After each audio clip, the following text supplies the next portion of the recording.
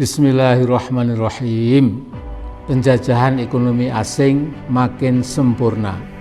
Jangan pernah dilupakan, pemrakarsa Omnibus Law Indonesia itu adalah Pak Jokowi sendiri, sementara DPR RI sebagai tukang stempel kemauan eksekutif adalah penanggung jawab yang kedua.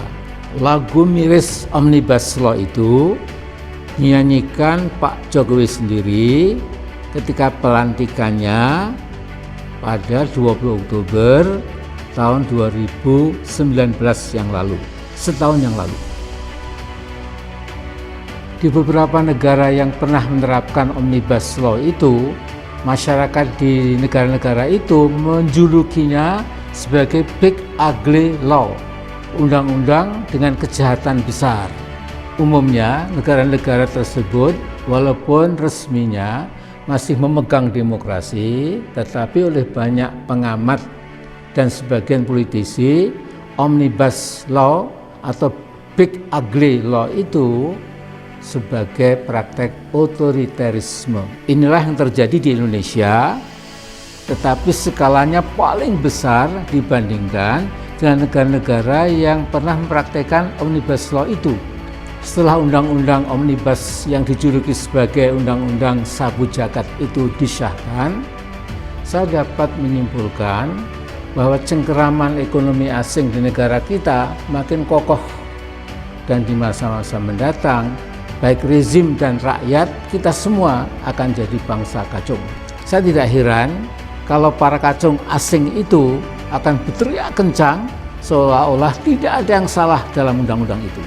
Para buzzers dengan bayaran uang haram akan memeras pikiran untuk mencari-cari pembenaran buat sesuatu yang jelas-jelas merugikan kepentingan bangsa sendiri.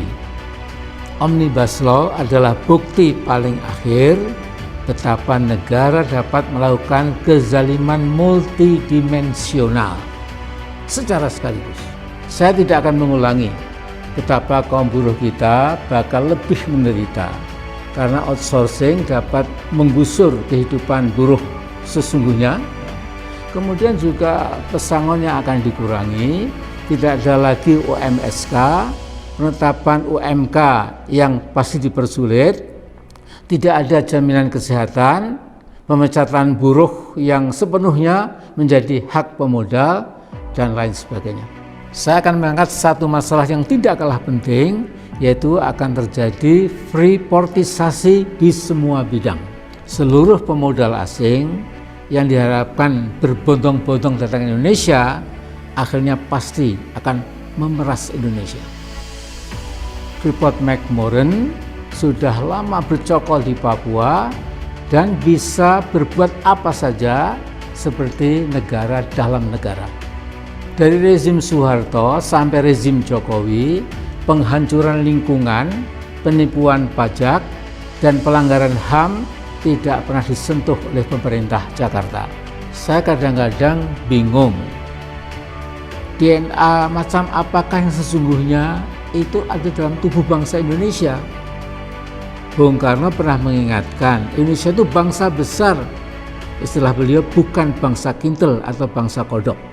Mengapa rezim Jokowi dan DPR tega memproduksi Omnibus Law tanpa memperhatikan kepentingan rakyat?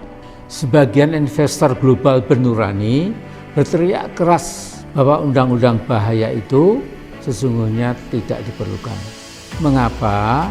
Karena akan berdampak pada kehancuran lingkungan atau ekosida, menghancurkan dan membunuh lingkungan hidup.